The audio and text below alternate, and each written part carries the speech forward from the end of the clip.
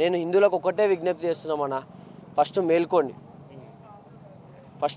ఇంట్లోకి వెళ్ళి బయటికి వెళ్ళండి అన్న.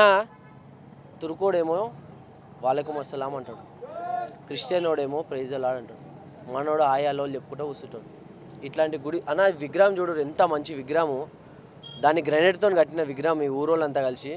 ఈరోజు విగ్రహానికి అసలుకి ఏం సపోర్ట్ లేదు, సీసీ కెమెరాలు ఉన్నా కూడా పనిచేస్తలేవంటారు.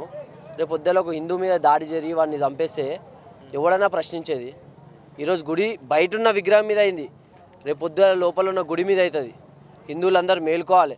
మెయిన్గా శనివారాలు, మంగళవారాలు, సోమవారాలు ఈ గుడిలు వేటోళ్ళు అందరూ బద్దలో ఓడతామని చెప్తున్నాం. మేము ఎందుకు చెప్తున్నాం అంటే, ఇట్లాంటి గుడిల జోలికి వచ్చినప్పుడు ఏమో ఎవడు రాడనా. ఈరోజు శనివారం, హనుమంతుడు ఈరోజు ఎంత పవర్ఫుల్ డే అన్న. చూడు మీరు, 100 మంది హిందువులు కూడా ఇలా జమ కాలేరనా.